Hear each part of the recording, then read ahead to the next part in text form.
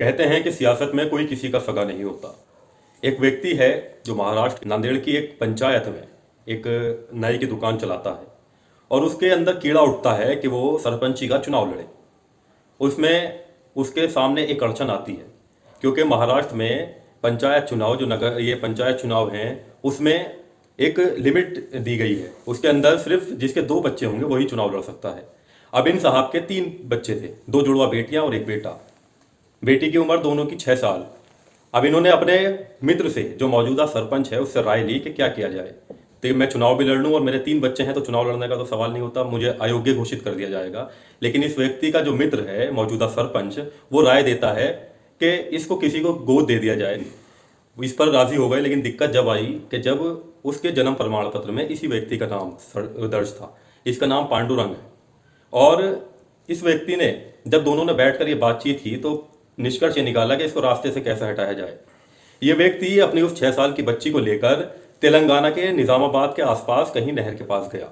वहां जाकर के इसने अपनी उस बच्ची को नहर में धक्का दे दिया।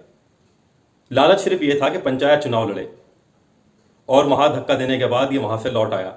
जब आसपास खेतों में काम कर रहे लोगों ने नदी में कुछ गिरने की आवाज़ सुनी तो वो लोग आए। आकर के उन्होंने जब देखा तो बच्ची का शव पानी के ऊपर तैरता दिखाई दिया। उन्होंने पुलिस को सूचना दी, पुलिस आई और पुलिस ने वहां से उस बॉडी को निकाला और उसका फोटो सोशल मीडिया, लोकल समाचार पत्र हैं उनके माध्यम से सर्कुलेट करना शुरू किया। तो एक गाँव के उसी गाँव के एक व्यक्ति ने उस फोटो को अखबार में देखा और उसको पुलिस से संपर्क किया। जब पुलिस उसके गांव पहुंची और इस नाई पांडुरंग से पूछताछ की तो पहले इसने कहा कि उसकी बच्ची बीमार है, यहाँ है वहाँ है, बहानेबाजी की। उसके बाद जब पुलिस ने सख्ती से पूछा तो इसने अपना जुर्म कबूल कर लिया। इसने बताया कि मैं पंचायत चुनाव लड़ना चाहता था, लेकिन पंचायत चुनाव लड़ने में अड़चन ये थी कि पंचायत चुनाव सिर्फ वही व्यक्ति लड़ सकता है जिसके 2 बच्चे हो, और मेरे 3 बच्चे थे, तो इसलिए उसने अपनी एक बेटी को नहर में धक्का दे दिया। और उसका मित्र भी इसमें शामिल था।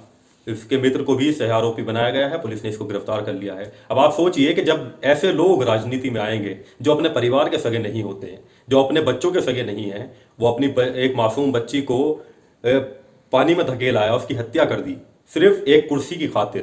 तो सोचिए कि ऐसे लोग आपका कैसा विकास करेंगे और आपके जनप्रतिनिधि कैसे बनेंगे।